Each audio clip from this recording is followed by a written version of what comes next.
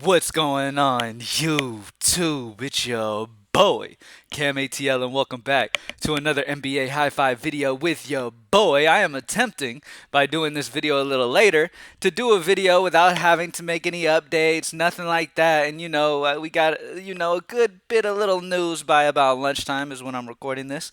So, I feel confident that we can do a high five right now, get y'all a good idea, because doing these early high fives, I've come to the conclusion that doing the really early high fives, a lot of times two, maybe even three of the players end up to be like either not playable or switched off of come, even by lunchtime. You know what I mean? So I figured maybe waiting to do a little bit later on high fives makes more sense. So I'm gonna start doing these high fives around like the 10 to 12 range of the day, like a little bit later on in the morning, to kind of give some time for news to come out in the morning. So we kind of got a little bit more of an idea and an updated situation. I put my prize picks of the day over on my Twitter at cam_ATL. You can see the prize picks that I love the most for today.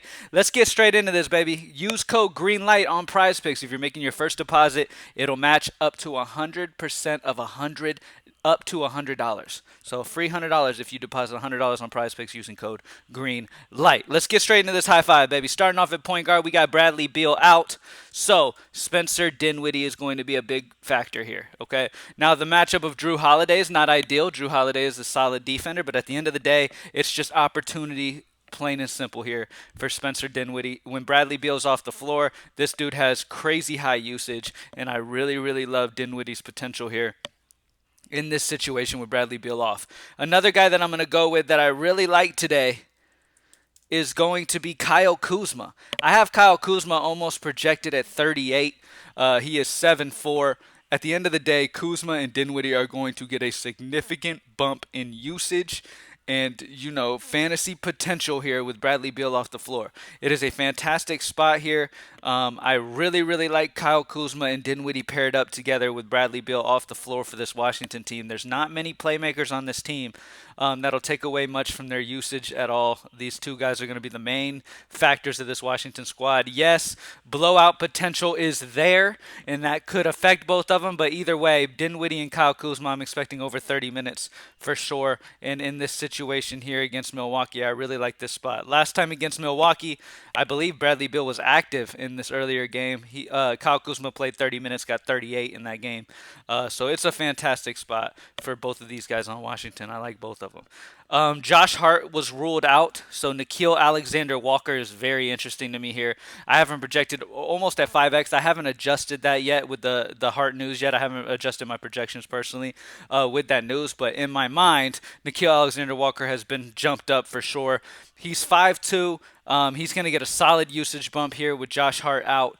Brandon Ingram might also miss as well, so pay attention to that situation. But Nickeil Alexander-Walker with Josh Hart out is a solid option as well. And this dude's always just, man, if he gets minute, he's solid. He's averaging like a fantasy point per minute. You know what I mean? So if he gets a solid amount of minutes here with Josh Hart out, he could have a great game. You see what he did against Philly in 37 minutes. He got 47 January 25th. So this is a guy that can put it up. And against Detroit, it's a great matchup. All right? Next up, so we've got D'Angelo Russell doubtful.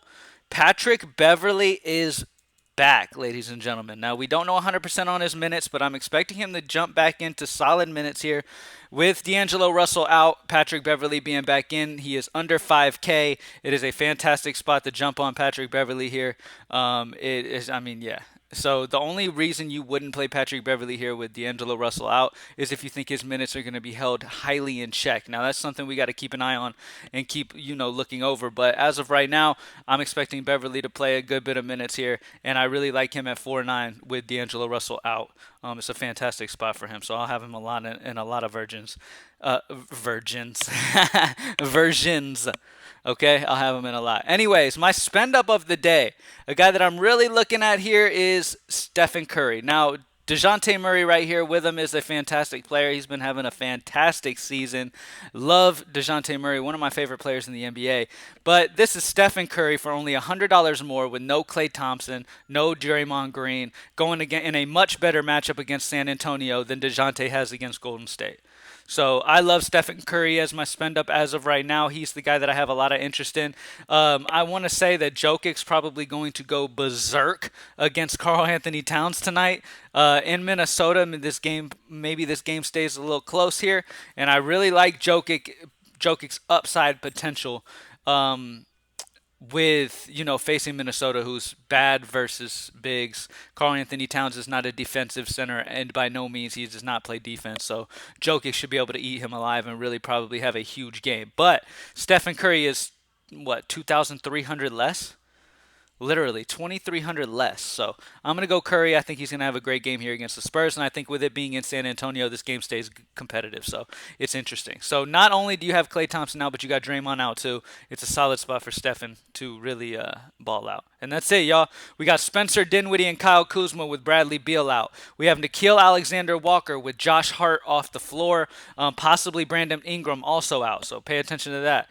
Patrick Beverley, no D'Angelo Russell still. Patrick Beverley is probable. He is back and will be back in the starting lineup. At least I'm expecting him to.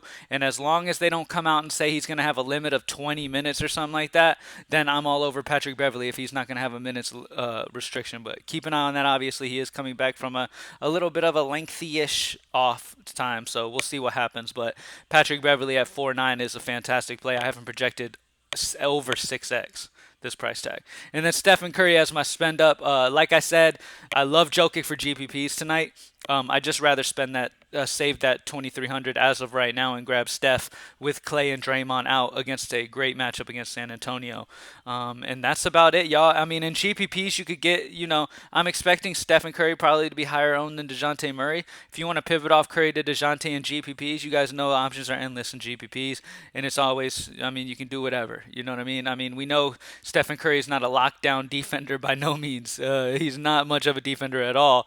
Golden State defensively in general as a team is just much better than San Antonio is. So I prefer Stephen Curry's matchup. But at the end of the day, you can go with either of these guys. You can pivot to DeJounte if you're playing GPPs and want to get off of a higher owned Stephen Curry if that's the way that the slate's looking like it's going to go later on near lock. All right? GreenlightDFS.com. Join the squad, baby. Let's get it. Right back to a streak, man. We went 4 in a row. We're going for 5 in a row last night and lost. And it is time to get right back on another streak. So let's get it. I'm out. Peace.